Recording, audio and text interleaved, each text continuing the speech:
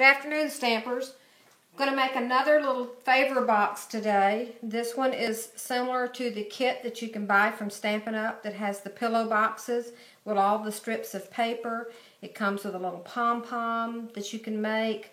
Has the little clothespins. It has ribbon. It doesn't have the little flowers because I added that instead of the pom-pom. But it's a nice little kit. It comes with everything you need. It's on page 6 of the new catalog. And it makes 10 little favor boxes. So I'm kind of using that as my sample of what I want to make. But I'm using cardstock instead of designer paper, which they used, which is a heavy designer paper they made their pillow box out of.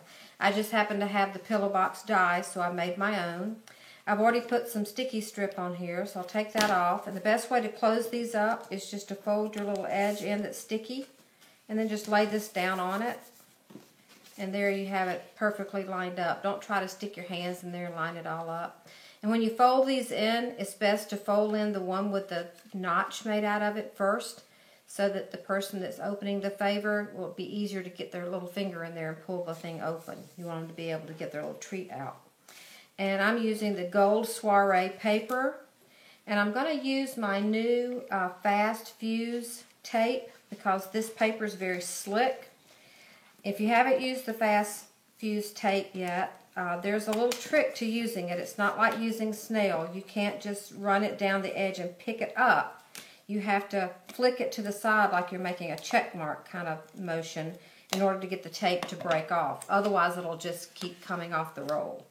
So I'm just going to center this across the, as this belly band across the front of the pillow box. And I put some tape on this end, so I'll fold this end over first and then lap this one over that way. And so there's our little box all covered up there. I cut another piece of the Gold Soiree paper that's this pattern, but just the reverse of it, which is Calypso Coral on the back. And I'm just going to put that on also with some of the Fast Fuse. And I'm using the Fast Fuse just because this paper is so slick that it really sticks better with something heavy duty. You could use a sticky strip. Now you see how I didn't pull that quite right, and it kind of doesn't want to let go when you do that. And I'm just going to wrap this around the center. I'm going to go up, I'm going to do it right in the middle because my ribbon's going to go right over that also. Fold this over, knead it on the back like that. Okay, so there's our two pieces there. Now I want to add some ribbon, and I'm using the new ribbon from Stampin' Up! This is Mossy Meadow, and it's the new satin ribbon that is really, really, really nice and easy to work with. I really like it. And I'm going to use a little sticky strip to put across the back of my box. So to hold this in place, when you're using all these slick papers and slick ribbon, you got to have something to kind of hold it in place.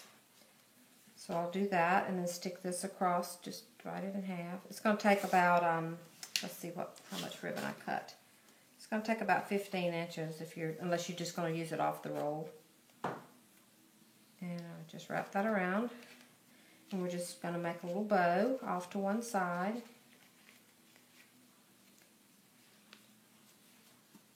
I know I'll be doing a lot of these Saturday. My girls hate to tie bows.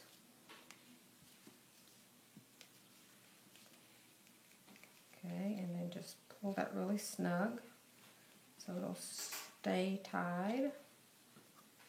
Okay, and just go ahead and trim those ends.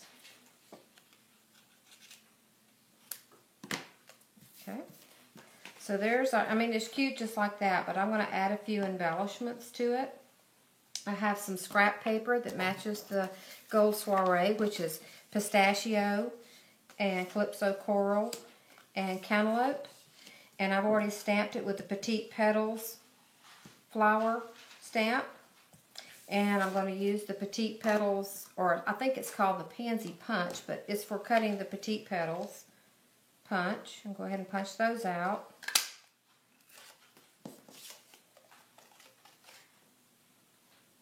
And this is one that you don't have to worry about how you stamped it. Every petal's the same, so you don't have to worry about lining it up. Lining your stamp sets up like some of the flowers, you need to do it so that it fits in the stamp properly. This one's not like that.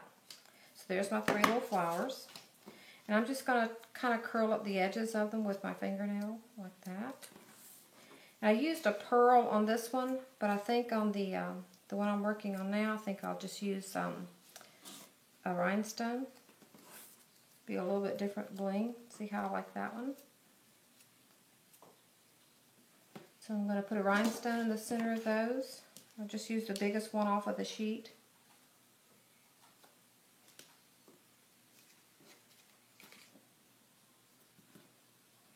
Try to stay in the frame of the video here.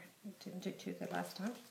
Okay, and I have these glue dots that came in this month's paper pumpkin kit. I don't know if it's something that Stampin' Up's going to come out with, but I really, really like them. So I'm going to use those to stick them on with because they're a little bit bigger than the regular glue dots. And I'm just going to place those on the top here randomly. I don't want to put the lighter one first, I think. Stick the light one there. Green one.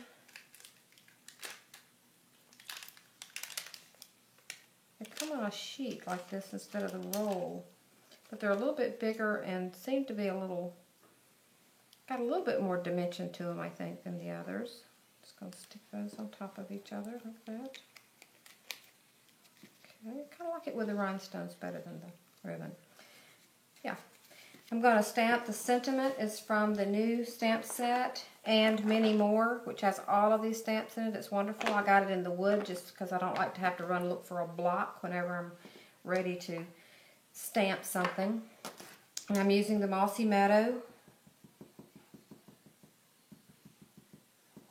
ink on Whisper White. And I'm just going to cut that out with my word window. And I have a piece of designer paper from the In Color Designer Pack. This is Mossy Meadow, the polka dot version. And I'm using the Modern Label Punch to cut that out. And just so that the edges don't look so white, I'm going to use a dauber and just ink the edges just a little bit to give it a little dimension, because when you punch designer paper, you know, the white paper shows through. And just put a little, I used the glue pen on the back of this since it's so small.